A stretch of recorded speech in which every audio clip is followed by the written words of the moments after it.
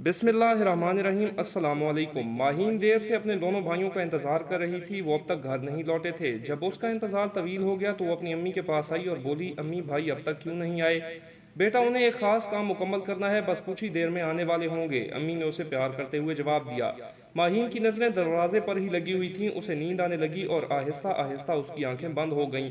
ये एक छोटा सा घराना था जहां माहीन अपनी अम्मी और दो भाइयों राशिद और इमरान के साथ रहती थी। उनके अब्बू का इंतकाल हो चुका था, इसलिए घर की जिम्मेदारी दोनों भाइयों पर आन पड़ी थी। दोनों भाई बहुत मेहनती थे और घर भर का बोझ उन्होंने अपने कंधों पर उठा रखा था। दोनों जब काम पर से वापस आते तो माहीन को सैर कराने एक करीबी पार्क ले जाते जहां कई झूले भी लगे होते थे।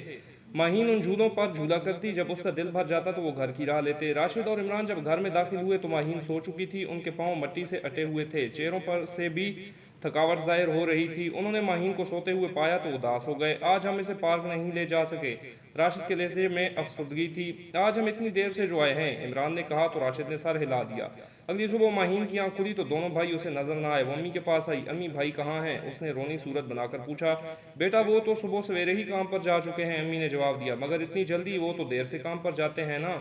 माहीन ने मासूमियत से सवाल किया। बेटा, मैंने कल कहा था ना, उन्हें एक खास काम मुकम्मल करना है, शायद इसीलिए वो जल्द चले गए हैं, अम्मी ने जवाब दिया। अम्मी का जवाब सुनकर वो अफसुर्दा हो गई। उसने ठीक तरह से नाश्ता नहीं किया। स्कूल में वक्फे के दौरान भी उसे भाइयों का ख्याल आता रहा।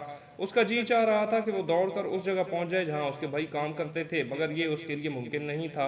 अब उसे शिद्दत से शाम का इंतजार था। भाइयों का इंतजार करते करते दोपहर से शाम और फिर रात होने लगी। वो अब तक नहीं लौटे थे।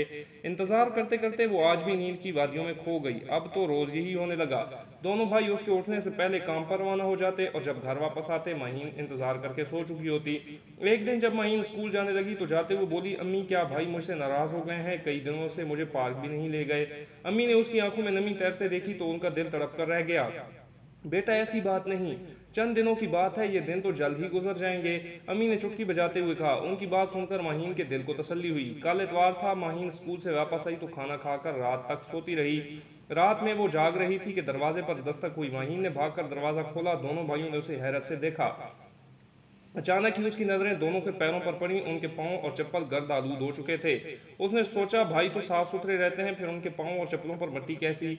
माहीन, यहाँ आओ, अम्मी ने उसे आवाज दी और वो दौड़ी चली आई। कल हम पार्क जाएंगे, अभी तुम सो जाओ, अम्मी ने उसे जबरदस्ती सुला दिया।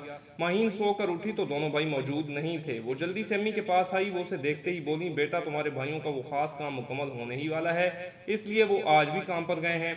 ये सुनकर माहीन उदास हो गई। अम्मी ने उसकी उदासी देखी तो उसे पार्क ले गई। कई दिनों बाद उसे झूलने से उसकी तबीयत बहल गई। सुबह जब वो स्कूल गई तो उस्तानी ने बताया कि कल हम सब चिड़ियाघर की सैर करने जा रहे हैं, इसलिए आप सब अपने अम्मी अबू को बता दें कि कल वापसी देर से होगी। माहीन चिड़ियाघर की सैर की सुनकर बड़ी खुशी हुई। उसी खुशी में वो जल्दी सो गई। अगले दिन स्कूल असेंबली के बाद सब बच्चों को चिड़ियाघर ले जाया गया। शाम तक चिड़ियाघर में सैरो तफरी के बाद जब बच्चों का जी भर गया तो उस्तानियों ने उन्हें वैन में बैठने की हिदायत की। उनके बैठने के बाद वैन रवाना हुई। गाड़ियों के हुजूम की वजह से आहिस्ता आहिस्ता चल रही थी। शाम से अब रात हो चुकी थी। कई बच्चे वैन में ही सो चुके थे। माहीन को भी नींद आ रही थी कि अचानक ही उसे दोनों भाई नजर आए। वो दोनों पैदल थे, शायद सुस्ताने के लिए रुक गए थे। अचानक उसके कान में आवाज आई, अगर हम एक माह से पैदल चलने के आदी ना होते तो दूसरों की तरह ट्रैफिक में फंसे होते। ये उसके भाई इमरान की आवाज थी। हाँ भाई, हमने पैदल चलकर काफी पैसे बचा लिए हैं और हमें छुट्टी वाले दिन काम करने के पैसे भी मिल जाएंगे।